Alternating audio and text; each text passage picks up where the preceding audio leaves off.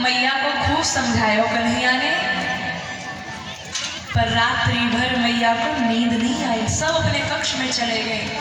अर्धरात्रि से ज्यादा बीती, किसी के सिसकने की आवाजें आ रही है, कोई जोर जोर से रो रहा है। कन्हैया ने उठ के देखा, कक्ष में कोई नहीं। कक्ष से बाहर निकले तो जा खंबे से मैया शाम को बैठी थी, वहीं से अर्धरात्रि गुजर गई, तब भी वहीं बैठी है मैया। अरे तुम कितनी बार समझाऊं, अब मैं कोई छोटा ना हूं, अब मैं बड़ो है।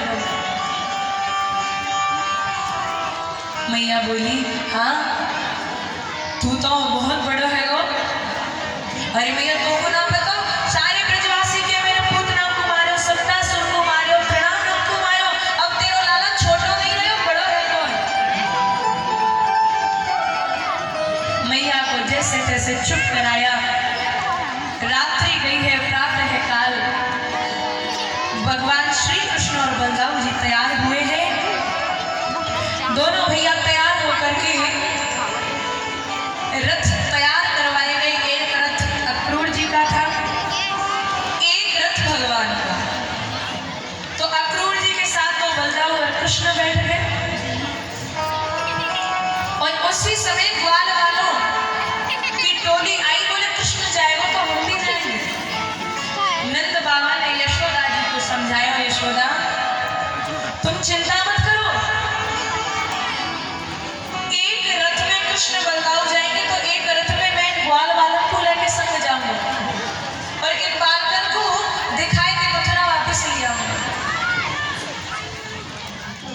जैसे ही ठाकुर जी ने मैया यशोदा के चरण स्पर्श किए, मैया ने अपने हृदय से लगा लिया,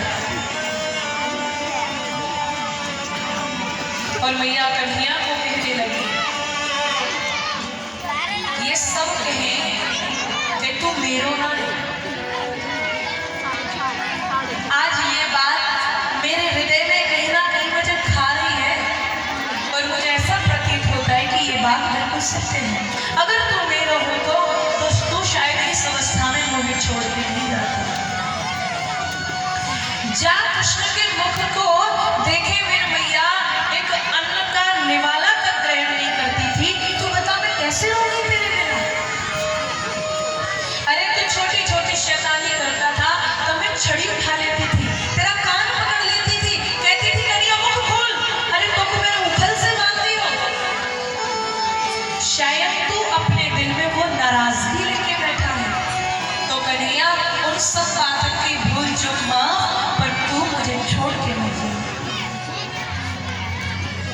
ठाकुर जी ने मैया को हृदय से लगा लिया। मैया मैंने तुमको रात भी कही, और ऐसे तो मैं कभी ब्रज से बाहर जाऊंगा ही नहीं,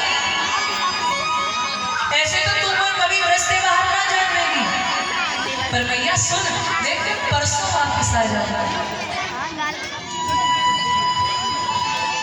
मैया के मुख से शब्द नहीं निकल रहा। रे गोपियों तुम समझा, क्या पता तुम्हारी मान जाए। ब्रज की जितनी भी गैया थी भवन के सामने बैठे, आंखों से शुद्धारा प्रवाहित हो रही है। मैया रो रही है, गोपियां अक्रूर के रथ के सामने लेट गई। अगर जाओगे ना तो ये रथ हमारे ऊपर से निकाल के ले जाओ, भले ही नहीं जाना। अक्रूर जी के मन में भाव आ रहा है, अरे मैं कितना बड़ा पापी हूं। इन हजारों गाय जिनके पास शब्द नहीं है, पर इनकी आंखें बोल रही है, भैया यशोदा ये गोपियां का क्या कसूर है। जब सब रथ में बैठे रहे कृष्ण बलराम, नंद बाबा ग्वालवाल,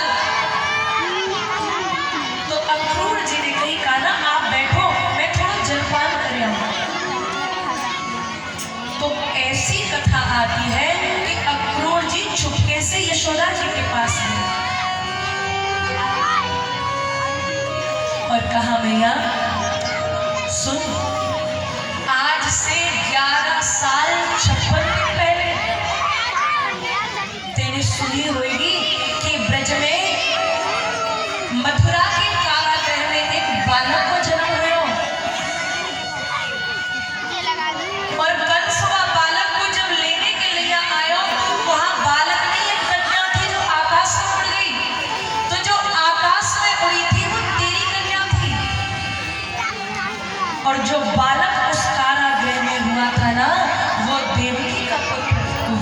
कृष्ण तेरे यहाँ था, वो रात्रि के समय छोड़ गए।